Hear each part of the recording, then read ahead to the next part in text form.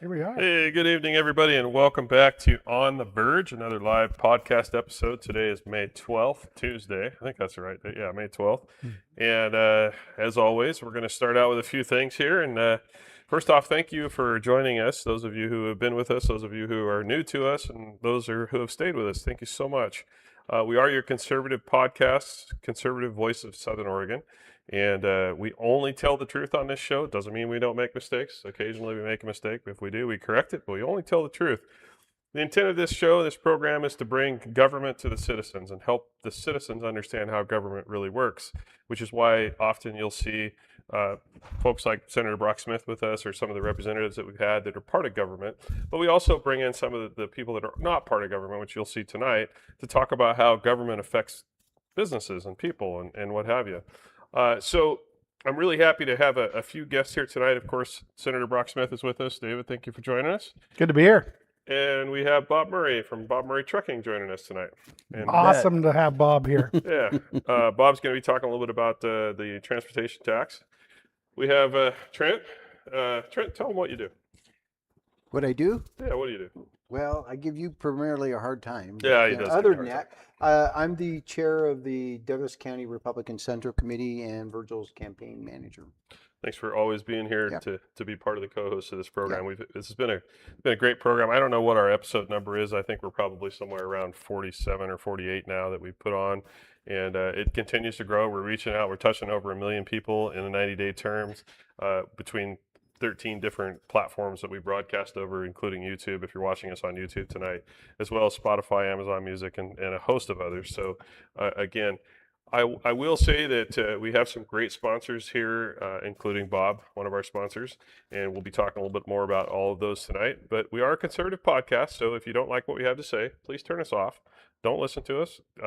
Come down here and see Justin. He will put together the podcast that you want to hear, and yeah, and he's good at it, clearly. Yeah, he is. So, but if you do like what we have to say, thanks for joining us, and please, by all means, stay with us and like and share us. So I want to start out with a couple of things tonight, and something that's really been weighing heavy on my mind is the amount of, I don't know, just the hate that is going through the Republican Party. And, we have some very qualified Republican candidates for governor, and there are social media, and again, social media probably the death of this country, but we have things going out on social media that are just flat lies, right? And I don't understand it. I don't know why it's happening, why we're attacking each other. But we don't do that on this show. We're not going to start tonight. We are going to talk about the good and the bad and everything else. But I do encourage everybody, please vote for the candidate that you feel best is suited for governor. We, of course, support Ed Deal here. Not I do, myself and Trent and Bob. I'm not sure about David. I'm not going to put him on the spot to ask him.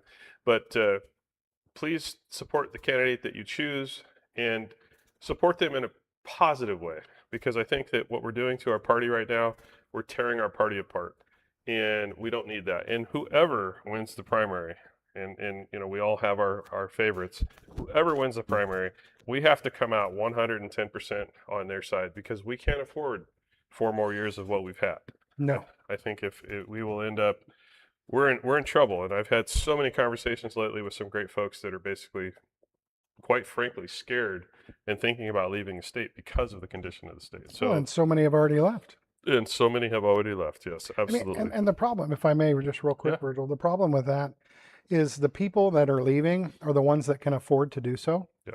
And they take their resources and their money and their tax dollars with them. And in some cases, their business and or industries and those jobs associated with it, Yeah. because they can afford to leave.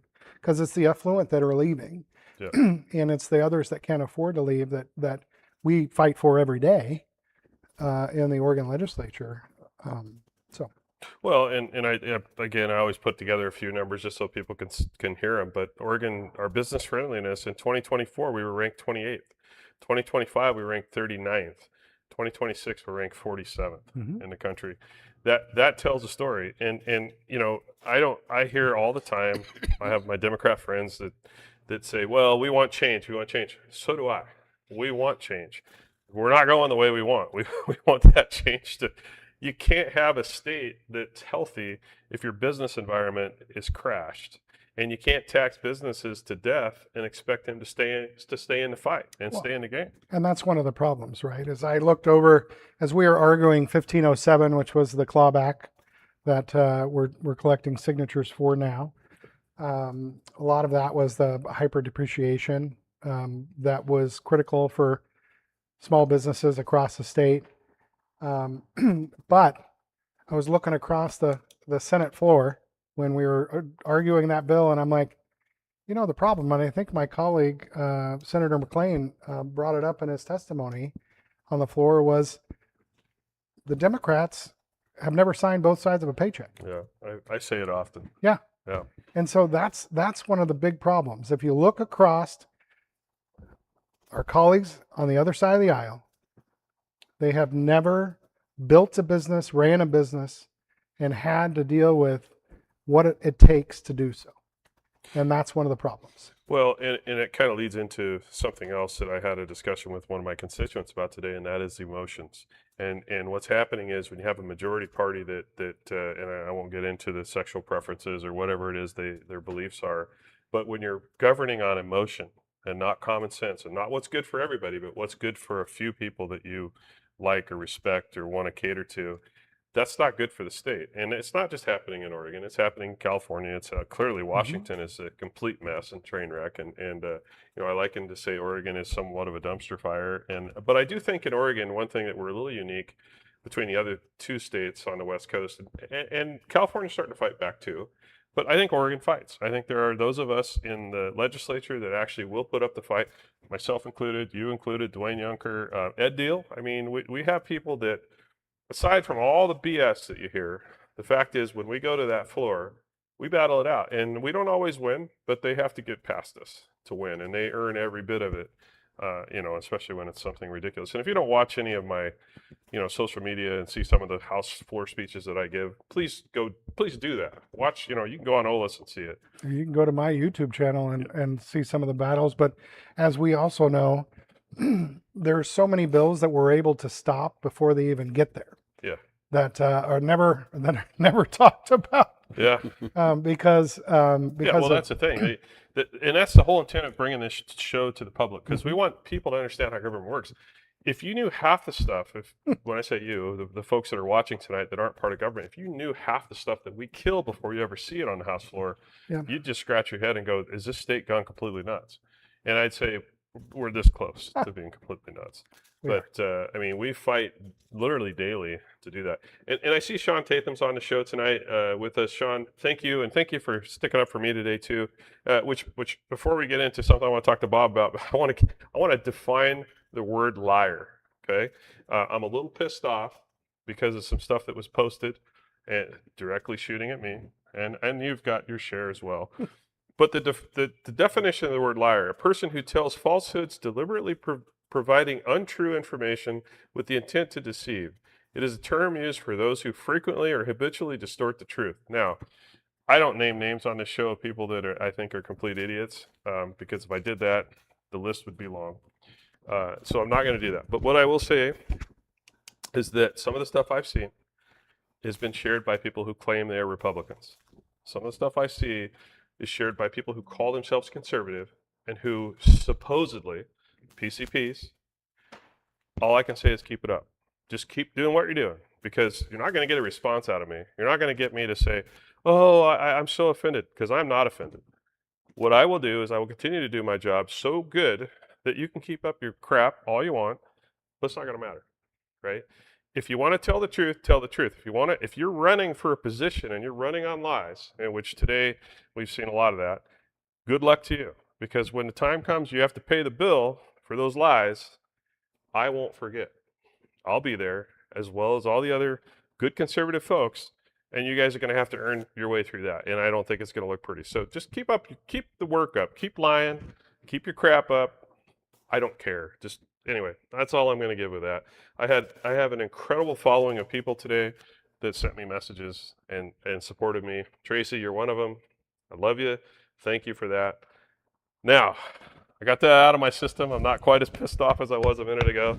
I want to go to Bob. Welcome to the club, bud. I know. I want to go to Bob for a second. Bob, you're on tonight. You own a trucking company. Yeah. And yeah, and thank you for joining us too. And by the way, you're also one of our sponsors and a great supporter. And you personally helped me with with some of the stuff for Champagne Creek, and it's an amazing the help that you give us. So good for the community. Thank you 1,000 times. But Indeed, Bob. Thank Well, you you for bet. all. Thank you for all that you do. We're glad to do it. yeah, it's really cool. We're actually honored to be able to help out wherever we can. So we have transportation costs in Oregon. And again, you talk about people that don't understand business, Democrats that never sign the front side of a paycheck. Bob signed a lot of paychecks. Mhm. And he also signs he has to pay a lot of fees. And again, part of the show is to bring to the public what really goes on with Oregon government and regulations and agencies and what have you. So I've asked Bob tonight if he would talk about some of the fees that he has to pay to be in business in Oregon and why Oregon is so unfriendly. But Bob, I'll give you the floor. Go ahead. Yeah, okay. Well, to start with, being a business like that I'm in, and it's like you just mentioned, I mean, our expenses are just astronomical. And so that's kind of one thing I'm kind of counting on Ed when he gets in there. He's got a big job, because not only does the department to start with that everybody hears about, the department is so overgrown and overstaffed. All their different departments that a few of them they don't even need, and then the money that's still in the budget that they claim that they don't have enough money to plow the roads, but yet they dig up another 211 million and transfer it over when the shortfall was only supposed to be 287 at that time. Yeah. And so when I look at that and I think, well, how much money have they already wasted? They probably could have made up the difference and not even been short at all. So That was our argument in the first long session. yeah, so we get that far, and then us truckers are all over here still paying our weight mile tax, and this is something that's really been a big expense for all the Oregon truckers. And so what the issue is that I want everybody to know, aside from all the rest of this bloat, is that Oregon is the only state in the union that you pay by the mile, and you report your miles every month. So every other state has it figured out to get their revenue drawn by a tax at the pump. And so this is just, in my mind, this is just one more example of how Oregon spends their money and how they budget it, because every quarter we have to file a report. It's called a IFTA. And so every state has their tax rate in there that you have to pay for it. The equation is by how many miles you drive in that state by what your mileage is. So if you drive 100 miles in a state and you get 5 miles to the gallon, then you're gonna you're gonna have to pay for 20 gallons of fuel and the tax on that.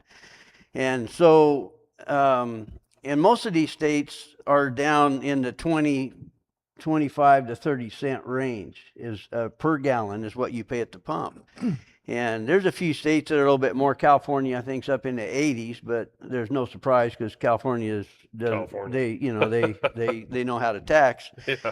But like Colorado, I just brought a little part of this rate sheet here. Colorado, they charge 27 cents a gallon at the pump, and South Dakota, they're 28 cents.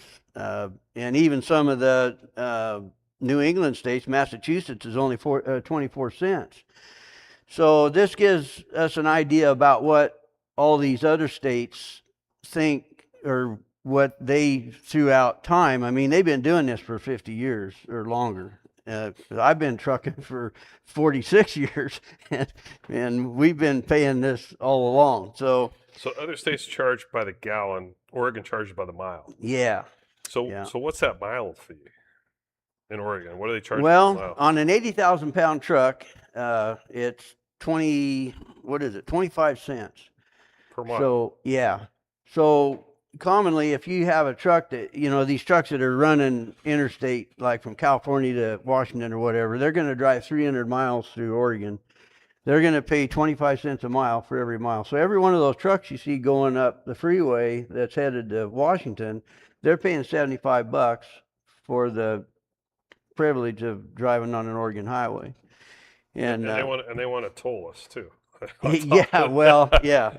And and then you get back to that double taxation thing Yeah. that I was talking about. And we run a lot of the extra weight trucks in Oregon. It's mostly just Oregon, Washington, Nevada, Montana, I think, and Utah and Idaho. They allow the bigger weights, like up to 105,500 pounds. But that rate isn't a whole lot more. It's 27 cents. But kind of how the equation melts down and compares to this price at the pump is that a lot of our trucks, we don't have those trucks that get the 8 mile per gallon. A lot of the cat motors that we run and like the mechanicals and the early electronics, we're still in the 5 to 6 mile per gallon range. We're just not in that high mileage. So on my heavy trucks that pay the 27 cents or a mile, so if that rate was at the pump, this is the thing that really blows the lid off of this. If that 27 cents was paid at the pump, it would be $1.35 a gallon. Yep. Wow. That's And- why the weight mile system has been upside down. You remember hearing about it when we were battling the transportation package and how Shelley was talking about it was there. $1 billion. Yeah. I want to say it's $1 billion upside down, if I remember correctly. Well, what we're doing essentially is penalizing truckers Correct. for bringing product into Oregon, Yeah. which raises the price of goods. And just another side note, it doesn't really matter to my company, but the companies that do have trucks that get 8 miles to the gallon, they are really taking it in the shorts by paying by the mile, because if they were paying at 8 miles to the gallon at 25 cents a mile, their tax at the pump would be $2. Yep. And so this is what's so unproportionate about this whole thing is you have this whole chart of all 50 states that are around 25 to 30 cents a gallon. And here we have Oregon at $1.25 to $1.35 a gallon. which does not also calculate in the clean fuels program. That's Yeah. 28 cents Right. a gallon. That is a hidden fuel Yeah. tax that is there. Yeah. So, I get to listen to a lot of people that say, well, how is Oregon going to fund their roads? And who's going to plow the snow and all this? They're just looking at it like from the top. They're not understanding how come Oregon is so upside down in their budget, and which they really weren't that much. Most of the money's already in there. They just are saying, well, we want to spend it on something else. We want a DEI DEI. program. 29 We million want, for DEI. and what's the other one? And that- The Department of Human Rights. Human services. So, that's all of the wheelchair access and all this stuff. So they have to have a whole department to run that. When really, if they had these project managers had the same education, they know how all of that wheelchair access is all supposed to be made, then they're the ones that should be policing their own jobs. I don't think you need a whole department to do that function. I think they could consolidate a lot. But anyway, I just wanted to bring this fuel thing out because, especially for the people that are crying that, well, how's Oregon going to fix their roads without money? They've got so much money that they can't even find all of it, I don't think. That's Well, a great, technically, they only lost $1 billion that they couldn't find. Right. That's right. So I think this is my theory. I believe that they're doing it per mile because they want to force you into electric trucks. and then they won't be able to charge you by the gallon. It'll be by the mile, and they've already got the policy's already set, and that's where the state's heading.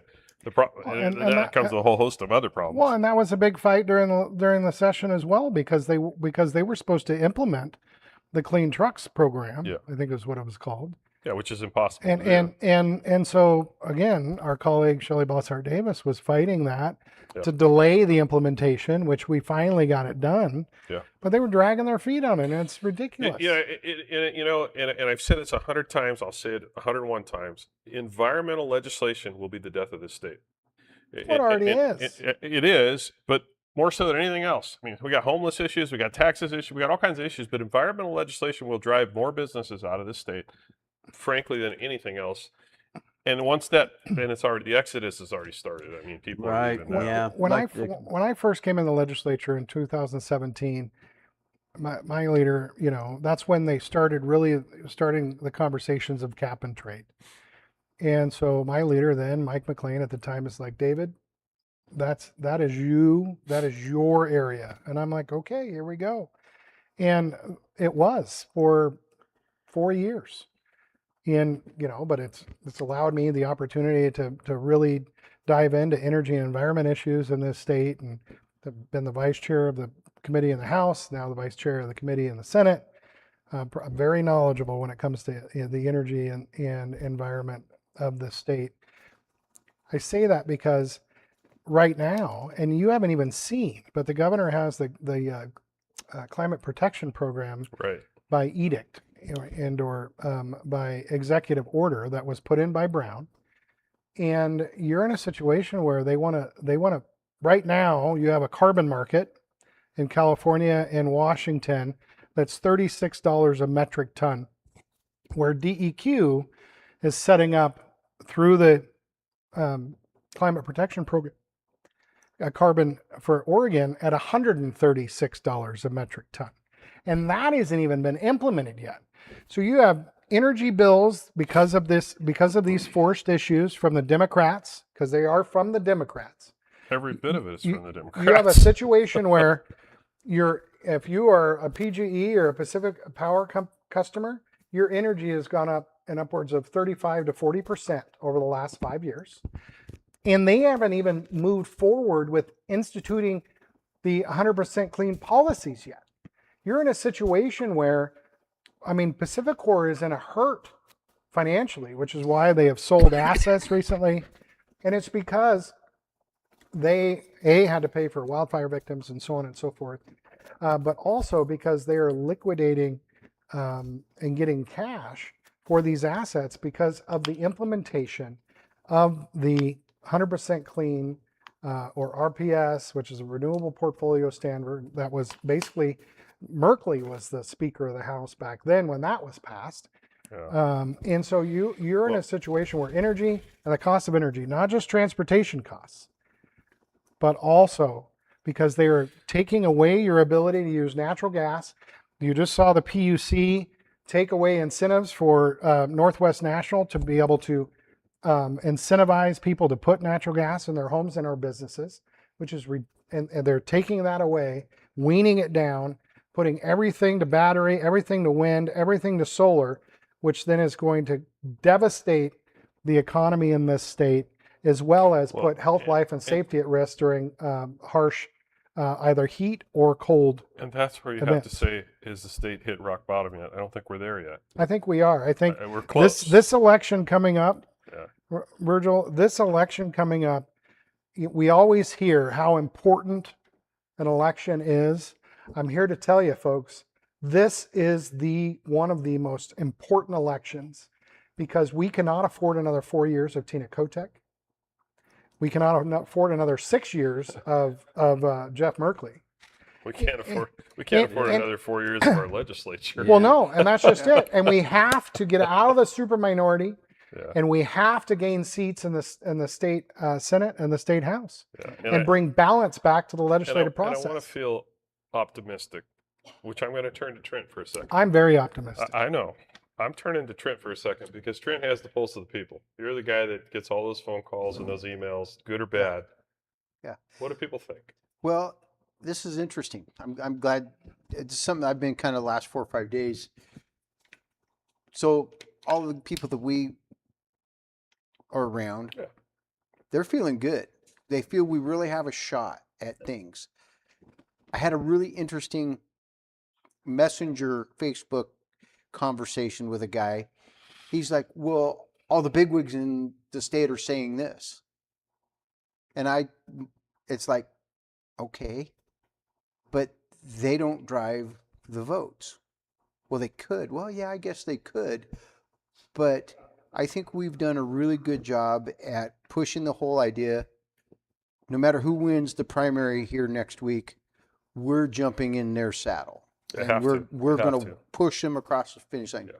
whether it's a governor or whatever. And Well, and the unity is critically important. But Yeah. I've had the opportunity running for U.S. Senate to go travel around the state. And everywhere I go, talking to non-affiliated voters, talking to Republicans, and talking to Democrats, they're frustrated. Yeah. And Are they frustrated enough to vote outside of the D or well, the R? I believe That's the I question. believe they are, Virgil. I mean, you saw the Oregonian article yesterday that 59% in the bastion of liberalism that is Portland, Right in the 59% are disapprove of Tina Kotek. Yeah. If you look across look at your voters pamphlet, everyone. Go to the Democrats and see if you see any Democrat that's running for legislative office that is endorsed by Tina Kotek. Yep. No, they're endorsed by Dan Rayfield. Some are endorsed by Tobias Reed, our AG and our secretary. And then, of course, Merkley and Whiting. Speaking of that, that reminds me of another comment that I heard about you and I having a meeting with Dan Rayfield. How I cannot not say something about that because that pisses me off too. Oh, my So, goodness. so I'm going to say But- it. Okay, go but- ahead. I'm going to say it. just remember, better be pissed off than pissed on. That's true. All right, there you go. However, I said that. if the attorney general, I don't care if he's an independent, I don't care if he's a Republican or a Democrat or freaking, I don't care what he is. Yeah. If his office calls my office and says, I'm coming to your district Yep. and I'm meeting with a very important agency in your district, Yep, and actually more than one that particular day, it was. I am not going to say no. I'm going to go, and you guys can call me a rhino all you want. Oh, I my don't goodness, give a it's crap. ridiculous. I go because I want to know what the attorney general's up to. And you know what? I learned a hell of a lot in a very short amount of time by I- going to that. And you went with me too. I did. And I knew when they took our pictures, like, oh, this guy's Oh, taking my pictures goodness, of I could care Democrats. less. Keep it up. Keep up the good work, guys. It's just- I don't care. When the AG comes to town, it's one of the reasons why. Whenever Attorney General, the guy that enforces the law, top Exactly. cop, the guy that enforces those investigations and those lawsuits and all that crap. And I'll go one further. I'm the one Senate Republican that sits on the Public Safety Subcommittee that deals with everything that the Attorney General deals with. Yeah. I'm also sit on the Full Ways and Means Committee that deals with his budget. Well, anyway, so- I don't want to get too far off in the weeds. I'm just saying. Well, no, it just wait, one reminded more. me. When the governor comes to my office rather than any being summoned, I mean, when I can call and say, "Hey, governor, I need to speak to you," and she comes to me, yeah, that's Right. what we do. Listen, I called the governor direct in March when we were having the floods, and I got a response, immediate response. Of course. And it's like there's nothing about me and the governor politically that we agree on. Nothing, right? For the most part. That doesn't mean that I work. It's just insane. We work in an environment where we have to work with our colleagues, and our Yep. colleagues, whether they're Democrats or Republicans, whether it's a commissioner, a state rep, state senator, hell, city council, whoever it is you're working with, you can't ignore anybody. And I heard a candidate in the last debate say something like, "Oh, if I'm elected as a commissioner, I'm going to work with everybody." That particular candidate can't even work with Republicans, and she calls herself a Republican. So, say what you want. Again, we can go back to the definition of liar, but the fact is, that's the job. You do the job by working with the people, for the people, and I can go on and on. I'll get off my stuff. especially when you're in the minority. Yeah, Right. I mean, you're in a situation where, I have legislation just as an example that wants to have the AG's office, right? So have the Attorney General's office not charge every other department fees to be their attorney, right? to where they have to actually be in the general fund, and they are the state's attorney. And so therefore, because right now we have situations where when it comes to water resources and all the lawsuits that occur, or when it comes to Oregon Department of Fish and Wildlife and all the lawsuits that occur, they are charging Right. the Oregon Department of Fish and Wildlife by the hour, $365 an hour to do that work, when it shouldn't be that way. And I have legislation that fixes that. And if they need more money, they can come to the Ways and Means Committee and come back to see me, and we that can, would like be- every other agency. That would be agency accountability. Imagine We that. don't do that in Oregon. That's the governor. She decides not to. The attorneys are the ones that make all the money. Well, especially when you're the Attorney General, Listen, you are the state's attorneys. By my own fault, we got way off track. I know. So, Well, and Dan and I worked together. I mean, he was in the House for years. listen, I have Dan's cell phone. I can Of call course, Dan me tonight too. and ask him a question. And I'd much rather have that kind of a relationship with somebody in his position than somebody who hates me so much that I can't have a discussion with him. Yeah, but the You've got to folks, be able to negotiate with with anybody. That's, You got it. And you brought that up when we started this, and that the first thing when you started talking about this is that I've been watching somebody bashing you over your endorsements, Yeah. and they're calling your endorsements the swamp up north. oh yeah, So I'm kind of wondering if that gentleman so happened to somehow, I don't even know what the word is, but somehow pull this off and get elected, then now how is he going to walk into that room when he has just got done trashing Everybody person, else. everybody up there? Yeah. So that's what I don't understand about this mentality. I think everybody's forgotten what our goal is, that we have to turn this state red. And so now we're over here, punching each other. It's just, well, when it comes to, I mean, we had talked about the governor candidates before. I have the blessing of having Senator Drazen, who's running for Yeah. governor, Representative Deal, who's running for governor, Commissioner Bethel, who's running for governor, their endorsement, because they, as we talk about uniting behind Republicans, right. they have united behind me, knowing that I'm the best candidate. And it is critically important, especially in this election, that we have a qualified candidate literally at the top of the ballot, because that's where the United States Senate candidate is, Yeah. because it will help all Republicans down the ballot as we unite and work together. And as Virgil knows in the building, and as all of you know, and one of the things that I try to do is try to be a unifier and work together to stop bad bills. That's the bills that we don't hear about, or that you don't hear about, because we kill them long before they even, I mean, you might get a blip that, oh my goodness, this bill was drafted, Right. reparations or whatever it is. I mean, we in the legislature don't have any numbers to stop anything right now, including the raising of taxes. And it's getting worse because the people that were on the other side that were actually willing to stick their neck out and vote common sense they're all getting primary. They're all getting primary. But see, that's one of the reasons why I see this as an opportunity, because they will win their primaries. Yeah. And now we can then unite around those political for-profit nonprofits and environmental for-profit nonprofits that they're attacking them, Yeah. to be able to push back finally together against those individuals that run the state. There are a handful of Democrats in the legislature that understand the predicament we're in. And they are afraid to, well, they're not all afraid. I mean, I've seen some of them stick their neck out, way out, Yeah. to try to get us out of the hole. Listen, I'm sorry I got us way Oh, you off gotta in the go. weeds, but it's time to talk about sponsors. And, There we go. Wait, can I read it? Can I You want to read one? Yeah. Yeah. Would you like to read? I've got Andrea Williams or I've got Becky Holmes. Which one? Let's do Becky. Okay, I think that's Thanks. Becky. All right. You want to go first? Sure. All right, go ahead, Honor. We're going to talk about, This sounds good on the radio, by the way. it does. I think so. So this is how you want me to go, right? You can do it any way you want. So we're going to talk about Becky. Yep. And so, yes, Becky helps people with Medicare. And she helps people with Marketplace. And she does life insurance too.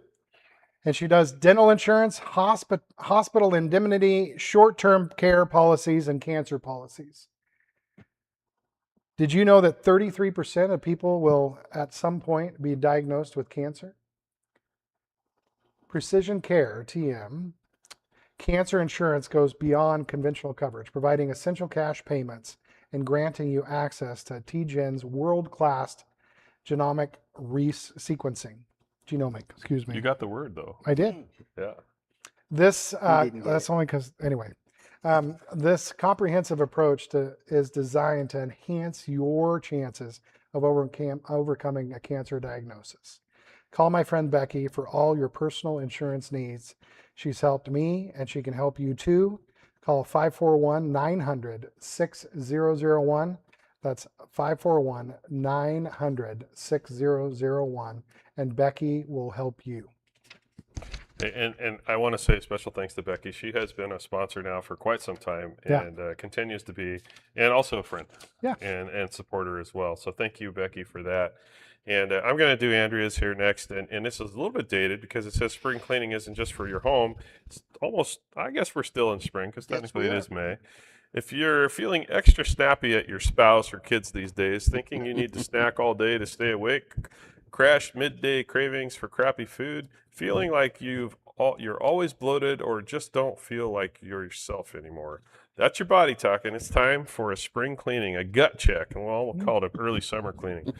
Andrea Williams with Advocare helps you reset from the inside out, starting with a gut check, better nutrition, and simply daily habits that last. No crash diets, no extremes. Message Andrea Williams, Advocare distributor on Facebook to help you get started, or go to her website, healthyhabittribe.org. That's healthyhabittribe.org.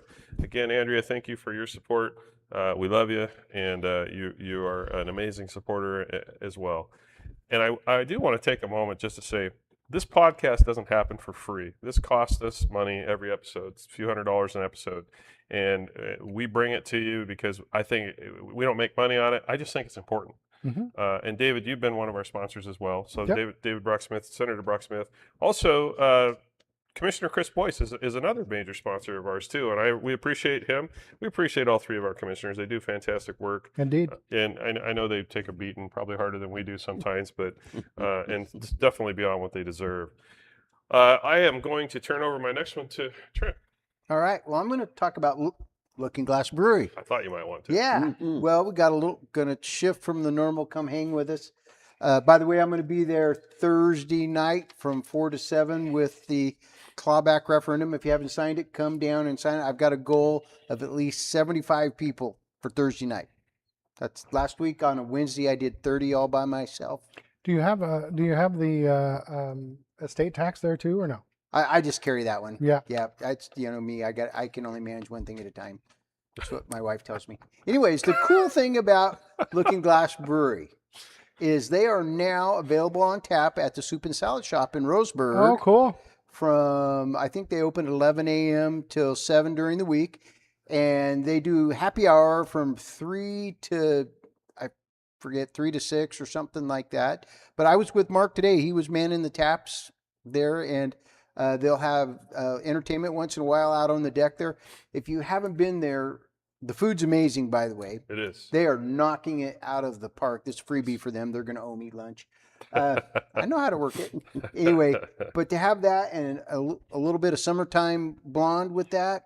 Listen, I was there the other day, and they were out of 15. Yeah, they just did 1,500 cans. Yeah, but Bad Habit Blonde. Oh, really? I didn't know they were Canada now. That's Bad Habit Blonde. That's my beer. Oh no, they did the summertime. Summertime, Yeah. yeah. So Bad Habit Blonde is named after my race Jeep and in the company. So Yep. Yeah, and it's red. I don't get it. It's amazing. Yeah, it should have been Bad Habit Redhead. But anyway, I was gonna go next. I was gonna read a song or have you read something about Bob Murray, but Bob Murray Trucking is in the house Let's today. just So Bob, do it live, yeah. man. Tell us about Well, Bob Murray Trucking. Where's the paper at? I'll read it. I think it says you call, we haul. That's all. Yeah. Well, Well, that's the short story. Yeah. one of the things I like that you told me that just spun my brain around. You haul 1 million pounds of earth a day. Yeah. There's any kind of product that the earth is on this earth, we haul a lot of the, right down to the raw materials, logs, gravel, It's just amazing. lumber. lots of lumber. So been doing it a long time. I can't hardly even remember that long ago, but 46 years ago, 1 month from now, June 1st, 1980, I became a legal trucking company. And, that's awesome. Yeah. And we do a lot of specialized stuff too, not only just get out there and, hauling lots of stuff, but actually we're going to be hauling a big air conditioner That's right. over to the hospital here the end of this week. And it's a whole truckload. That's how big that air conditioner is. Yep. It takes up a whole trailer. So we're going to You figured out how to get it under all the wires. yeah, I think so. Through 'em. Through 'em. Yeah. Yeah. Gotcha. Hey, Yeah. I got to give props to you too, Bob. I a year ago, about this time a year ago, I was up on the property for Champagne Creek, and I put a ton of volunteer hours. A lot of folks do, cleaning that place up and making sure that it's fire ready. And there's 10 miles almost of trail in there that all of it has to be fire ready for before fire season. And the window between the rainy season and fire season with a cat, the window is pretty darn narrow. So Bob calls me. I'm up on the cat running it. Bob calls me and says, "Hey, I got a pair of socks for you." And I go, "Well, I'm kind of busy. I'm running the cat right now." He goes, "That's okay. I'll come up to the ranch." And so, sure enough, a little later, Bob rolls in, and I come down off the cat, and we're talking, and he looks at me and says, "I got a D5." He goes, "I'll just bring it up here and drop it off if you want to use it." And I'm like, I've driven cats, but I haven't driven one that big. So I don't know if I feel comfortable doing that or not. Bob's, "It's just a cat, no big deal." I said, "Well," I'll tell you what, I'll call you tomorrow if see how much work I get done tonight. Well, I didn't have to, because Bob messaged me that night and he said, "Hey, I'm going to have a lowboy come up there. I'm going to drop off the dozer, and I have a driver with you tomorrow morning." And he did. And between him and the work that the driver on the cat did, and what I followed him with the smaller cat, got the whole thing done in a day. Wow. And which usually takes me on a small cat about 4 days of work to get done every year.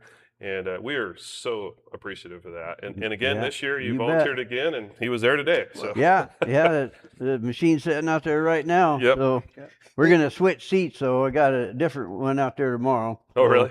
Yeah, we're doing actually another little specialty haul tomorrow, and that's the PJ. He's gonna, Convey is moving out Okay. to north of town there, and so we've been sporadically hauling loads out there for him. So they want him tomorrow. So we're gonna slip seat you with a different guy tomorrow. Hey, as long as he can But, follow where I go, we're good. Yeah, but yeah, there are not too many people do that fire mitigation like you're doing though, and so that's really a good thing to think about. Actually, anybody that has any structures or anything that they value, Yeah. this time of year would be a good time to work on any kind of fire Well, mitigation. go ahead. I was going to say too, this just brings me to, like, Mark and Lydia and Bob and Kimmy. The mark of a great company in Oregon, in my personal opinion, and I deal in the business community, is you see these guys, they do more for the community than you have any idea, that they'll never talk about. You ask them to help with this, and they just, "When do you want to be there?" Or even, "How much do you need?" Yep. Yeah. And you guys have just been the example Yeah. of what makes companies great. Oh, You yeah. know, and that's also pushes the American dream. That's what people want. I want my business to strive to be like that. Yeah. No, thank you, Bob. Yeah. You bet. Yeah, it's amazing. Thank you so much. I also want to thank Little Mill Media, who puts on this broadcast for us, and also Spider King Studios, the only two companies in town that do this kind of work. Now they're anyway. So thank you guys. You're supposed to make us look skinny and tall. I'm looking short. I don't know about skinny, but you guys do a great job for us, and thank you. Also, my company, Twin Peaks Off Road, we also support the show, and of course, I'm here, so that's part of it. And we do a lot of work. And I don't even know. I guess I didn't introduce myself to anybody. I'm Virgil, your House District 2 state representative. So I always forget that part. I guess I assume everybody knows I'm the Verge guy. Well, and I don't think I'm introduced, but yeah, I'm I the don't think I state said senator state for Senate senator. District 1. Yeah. Anyway, okay. So with that said, back to business. David, you are running against Jeff Merkley. Not yet, but I'm running in You're a. going to be running against Jeff Merkley. Yeah, we got Right a now, primary coming up. Yeah, we a don't even week? talk about our opponents until we get to the big game because you're going to beat the other guys. I'm not worried Yeah, about that. but Who does So- number 2 work for? Yeah. Number 1. So here's what I want to know: how is David Brock Smith as senator, not state senator, but federal senator, whatever, the United David- States the Senate. United States Senator David Brock Smith? How are you going to help Oregon become more business friendly? Well, there's a lot of opportunities to do that, No, right? that's an easy question. I know. So you have a situation where, let's look at the past 16 years, right? Since Kotek was speaker. So, but this all started when Merkley was the speaker, Yeah. right? We just talked about how he was the speaker when they passed the Renewable Portfolio Standards, the RPS, which is the bedrock of the green agenda for Oregon. Yep. And then it wasn't too long later that Tina Kotek became the Speaker of the House before she was again governor. And so, as the United States Senator, there's only two for each state in the country. Of course, we have Merkley and we have Wyden in Oregon, Mhm. and they have quite a bit of an influence. So, as an example, I'm over in Eastern Oregon. I'm talking to a bunch of the ranchers over there, and they have a situation where Congressman Bentz has passed wolf management legislation in the United States House that is sitting in the United States Senate that can't get a hearing, can't move forward because it's Oregon centric, and Wyden and Merkley refuse to allow it to move forward.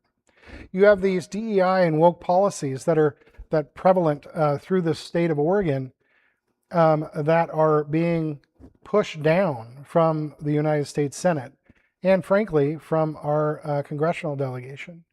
You have forest management policies that could be moving forward much better if we had a U.S. Senator that understood A, them, and B, that wasn't beholden to the environmental for-profit nonprofits that literally drive our two U.S. senators and much of our congressional delegation. And so, as my work with the Council of State Governments West, it's not something that's just, people need to know that I have been not only involved in the Oregon legislature and also from local government all the way up, but I'm the Senate Republican delegate and I was the House Republican delegate to the Pacific Northwest Economic Region, which PNWAR is Oregon, Washington, Idaho, Montana, and the Western Canadian provinces. I work on the natural resources and energy and environment things within PNWAR and have since 2017. I've been the chair of the Council of State Governments West Wildfire and Disaster Preparedness Committee that I helped create, because there's only 8 committees. There's 13 Western states from Wyoming to Alaska and Hawaii. Those 13 Western states have 1,180 state legislatures. There's only 8 Republicans that get to chair these committees, and I've been proud to have been chosen out of the 1,180 state legislators to be the one person who gets to run this committee, because it's so critically important, not only to Oregon, but also to these Western states, which is one of the reasons why I've been so involved. So I saw a post from you. I think you were with Commissioner Sweet, or county commissioner, maybe as a candidate for, and also Oh, John Sweet? I think so, and also Representative Boyce at some sort of a forestry thing you guys just did. Oh, no, that was years ago. Oh, was it years ago? You just Yeah, posted the picture. Okay. I've lost like 40 pounds. I don't want to know that. Oh my goodness. No, it was years ago, but no, it was back when, Court was a county commissioner at the time, and I was a state rep. But no, we were looking at, logging operations. That was actually Commissioner Hare. Yeah. That was ONC stuff when I was on Oh, okay. and so, that was recently posted from Commissioner Sweet's campaign from a couple years ago. But when it comes to, so you asked, when it comes to the United States Senate, we have the opportunity, and the work that we've been doing at CSG West is unifying our state legislative voices to our congressional delegation. So it's working. I mean, I'm not saying it's because of the work I've done, but it has influenced, and now you have the President Trump, moving the U.S. Forest Service and BLM operations to Utah, to the western states. So where they actually have to work. Exactly. Yeah. Right. And so, Go but figure. what do you, yeah, this is something they've been trying to do for years. We and can't it's- even get the freaking Democrats in Oregon agencies to go to work. They work from home because Right. of COVID. but we've been trying, but again, I have been the chair of this committee because it was newly created in January 2025.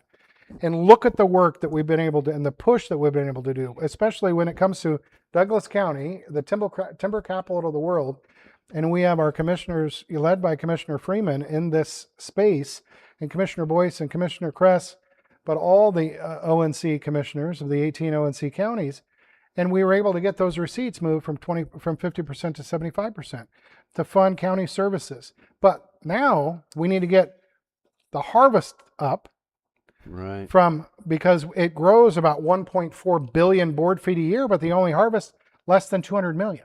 Right. And so when you have 82% of the acres burned on the landscape or on federal lands, and of the 18% that burn on private, 15% of those acres are burned because of fires that come off of federal land to private. And of the 3% of fires that start on private and burn on private, 98% of those acres are kept to less than 100 because it's a managed resource. And I've been saying this for how long? As long as I've known you. And so you're finally pushing back against the environmental for-profit nonprofits that talk about the Green New Deal and all of this hogwash. Well, I think at a federal level that needed to start getting some water thrown on it. Well, no, and so again, when you're talking about infrastructure, transportation infrastructure, Right. we need investments from the federal government in order to get things done.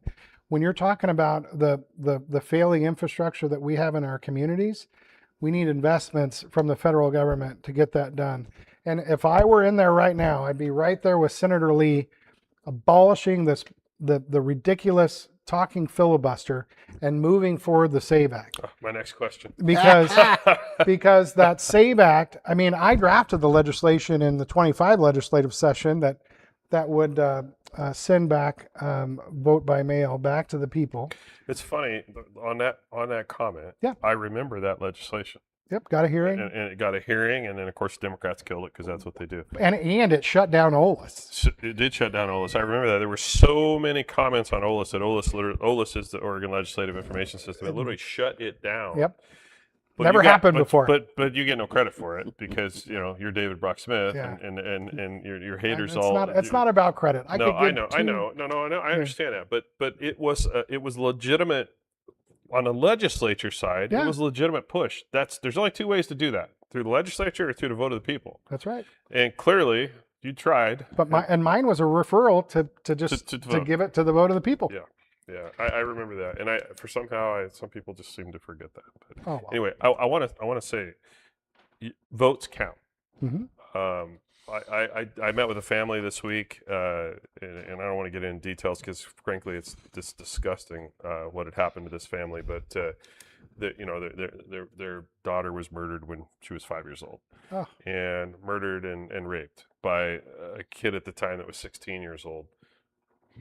Thank you to Kate Brown and a bill that she modified. That person is now going to come. He got 2 lifetime sentences Okay. without parole. But because he was 16 when he committed the crime, now he is actually going to get an opportunity to get on parole. And this time around, it's not looking like maybe he won't, but every 2 years. I met. It was very emotional. I met with the family. This is part of the state legislator job that people don't understand that we do. We do a lot of stuff that we don't talk about. We do a lot of stuff that we don't put it out on social media. But I met with this family, and it was heart-wrenching to listen to the dad know that person was going to potentially get out of jail and come back to Douglas County. I mean, literally, because if they're convicted in Douglas County or the county they're convicted in, if they're released, that's where they go back.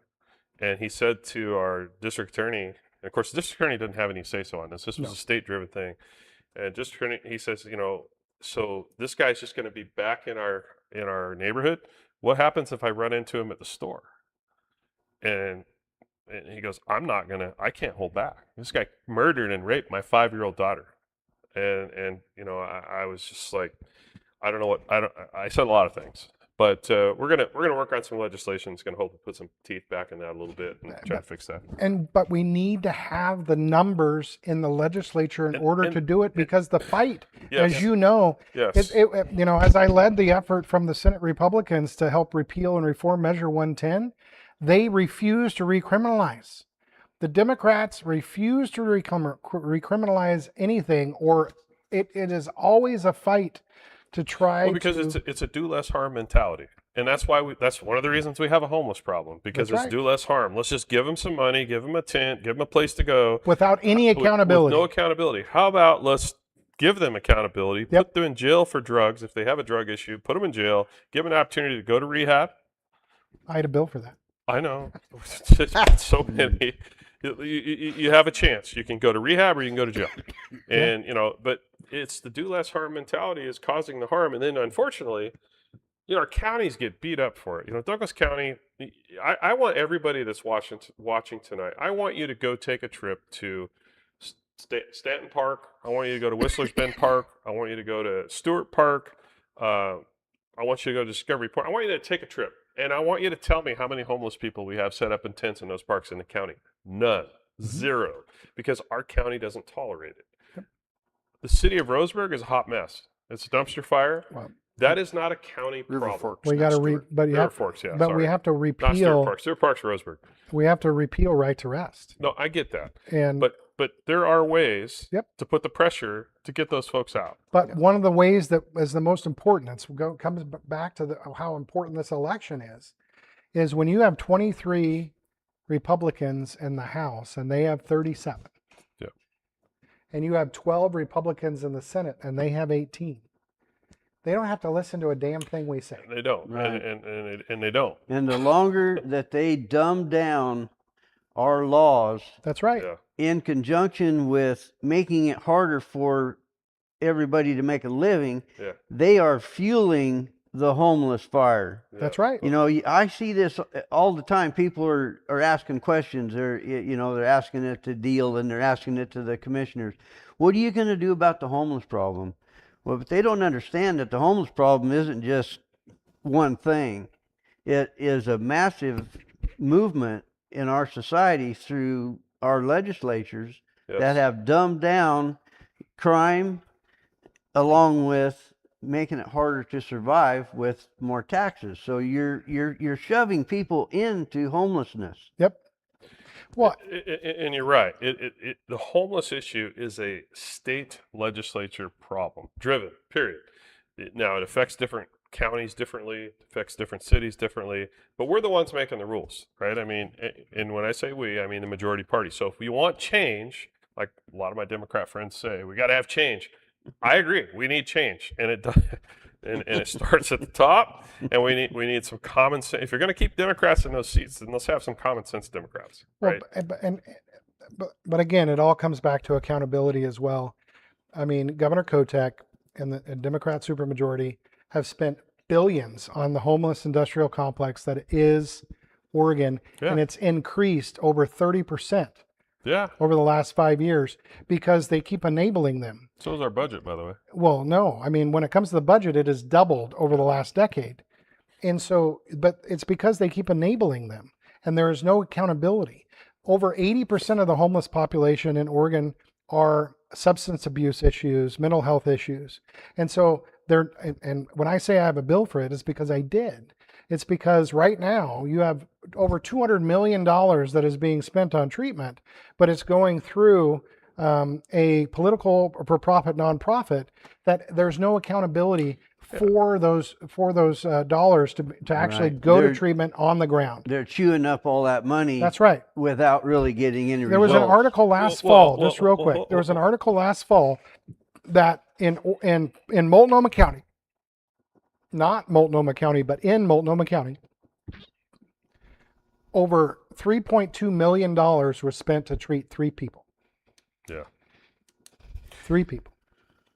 And so without accountability, without making sure that that individual is either going to get treatment and move forward, because we have the housing, right? There's this transitional housing issue, but we can get them into housing, but we got to get them clean first.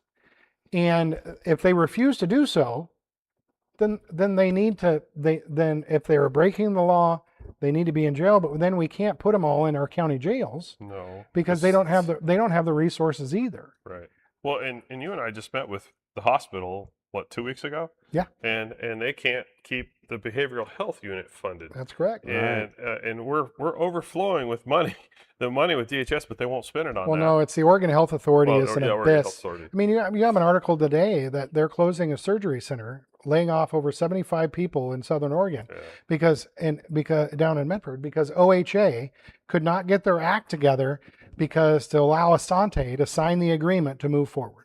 Yeah. It is absolutely ridiculous and a complete failure of Governor Kotek and one of her agencies.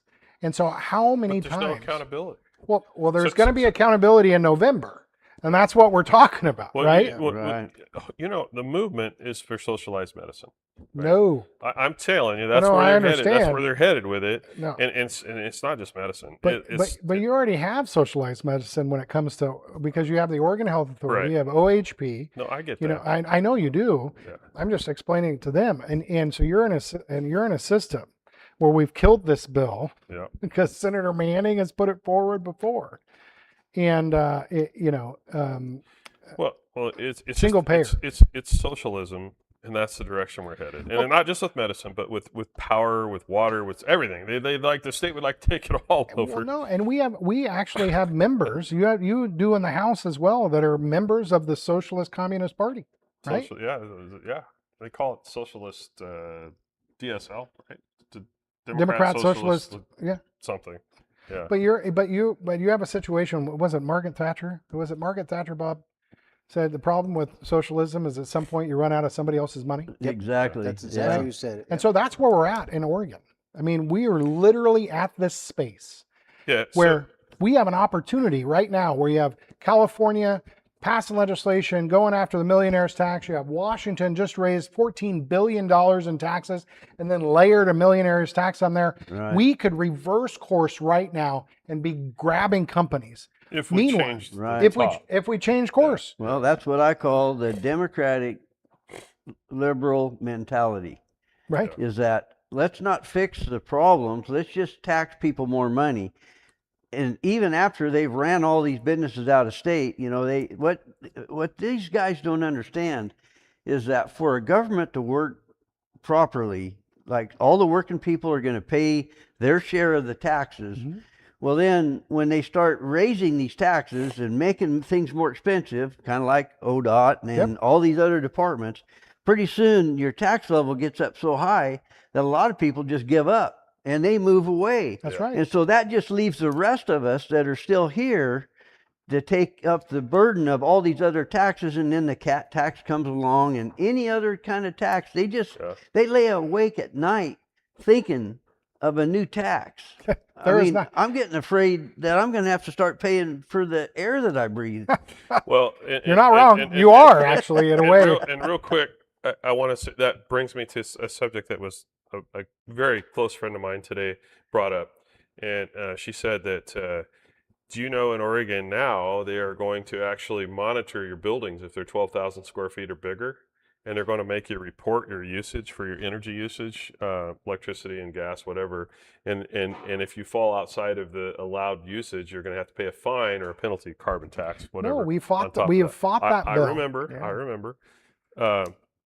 This is what I'm talking about when I say your vote counts. Yep. And you know, just quit listening to the garbage about how my vote don't count anyway. Your vote counts. Yep. And it counts twice if you don't vote. Mhm. So you got to vote. We need change.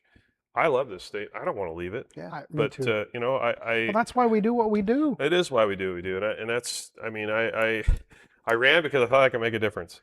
And you have. And I feel like I have. Yeah. I mean, we have. And I tell people, I'm like, imagine this. Imagine a legislature with nobody fighting for what you guys need. Mhm. Imagine it Right. being ran over by Democrats. more than it already is. It would look like California, but worse. I mean, California at least has resources that we don't. But Yeah, but it's to go back to the I don't know how much time we have left. we're running out. Okay, but like the SAVE Act, for example. I mean, you get Merkley on the Senate floor talking about how, and he said the quiet part out loud during the governor's debate. You had one of the gals talk about that was running, talking about, said the quiet part out loud. This will take away of Democrat voters because it's really all about apportionment. This is why it's so critically important, because we know that you have blue states that are losing population to red states right now. It's happening. Oregon in the next census is going to lose another congressional. We gained a congressional seat. We're going to lose it, right? And Bynum and Salinas are going to have to fight over which one it is. Mm-hmm. And then, but you have a situation in California is probably going to lose 4 to 5 congressional seats because your congressional seats are based on population, and apportionment is counted in the census. But when they count the census every decade, they don't count citizens; they count people.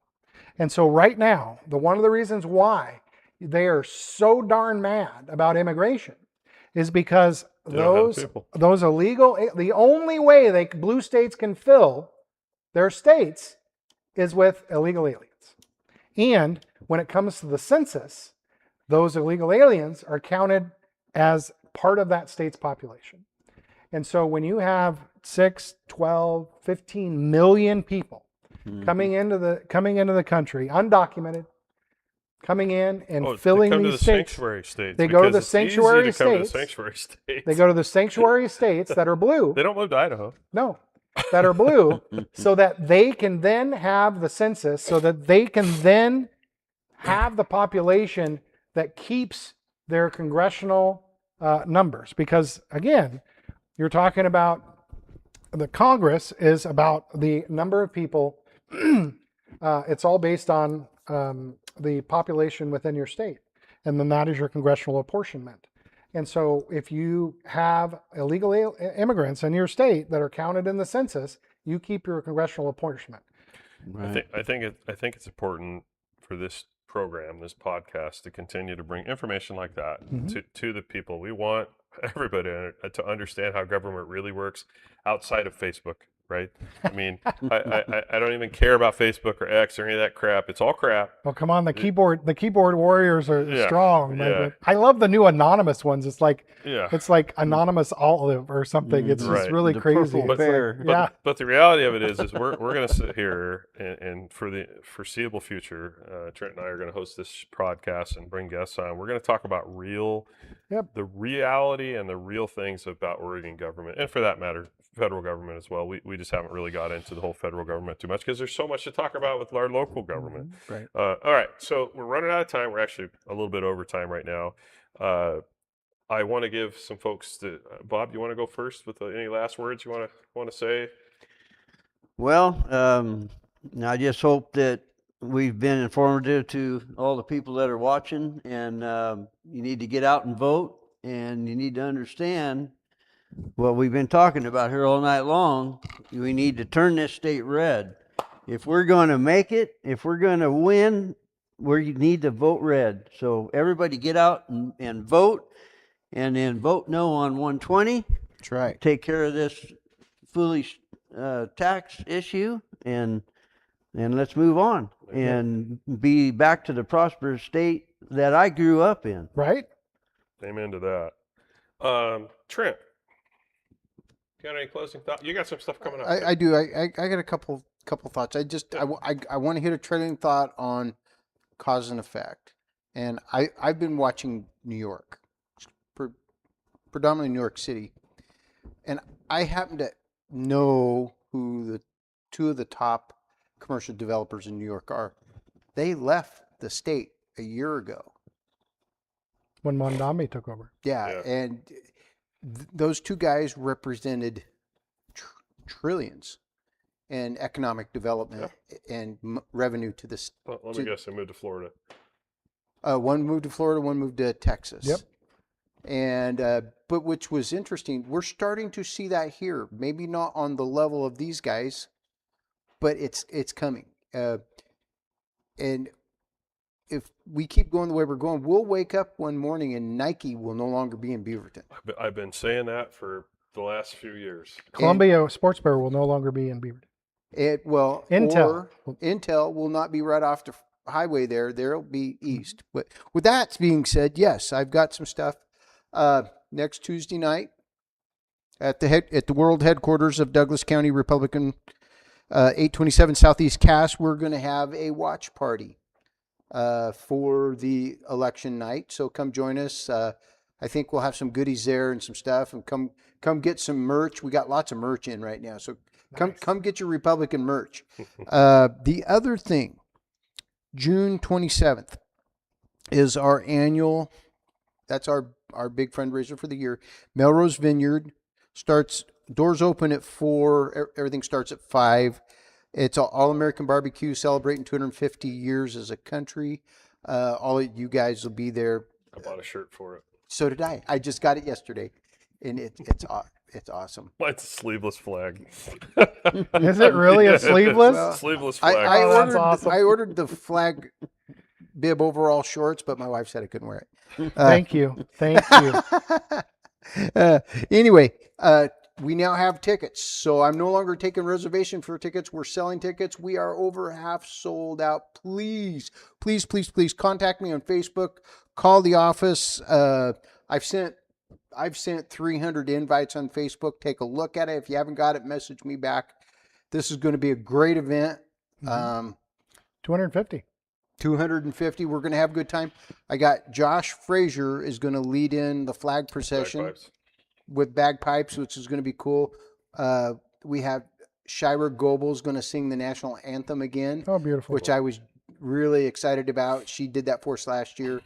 And she's just, if you've never heard her sing, I was a little messed up after she sang. It was pretty awesome. She's an amazing lady. So I'm excited to have that back. And then we'll have some other special guests speaking and stuff. It's all going to be candidates.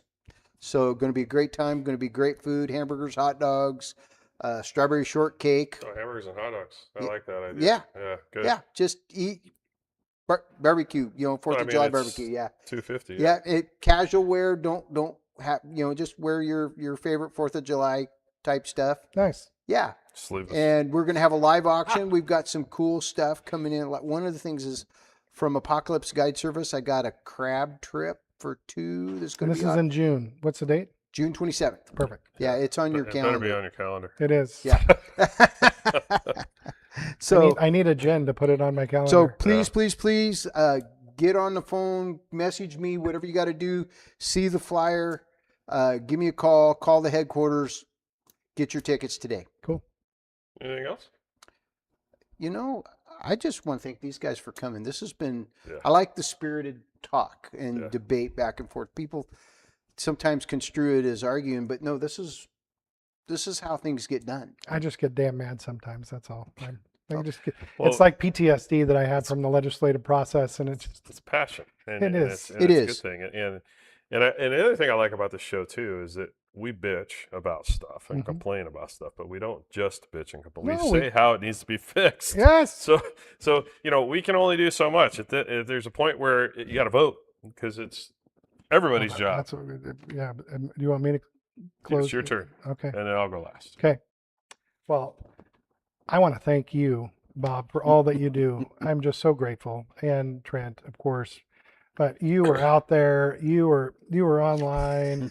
But you really, I mean, I can't wait for you to have the opportunity to meet our dear friend and colleague Shelley Boshart Davis from Boshart Trucking. Oh, Yeah. I think a lot of Shelley. I see a lot Yep. of her. She Yeah. she is our go-to when it comes to transportation. Yeah. And so, but I She's mean, now modeling boots. yeah. I sent her a text and said, "Hey, you make those boots look pretty good, but that square body in the background makes it look even better." she her laughed. pickup, Her husband's pickup. I'm So- like, square body Chevy. So I mean, I was reflecting as I do because I drive a lot. I left.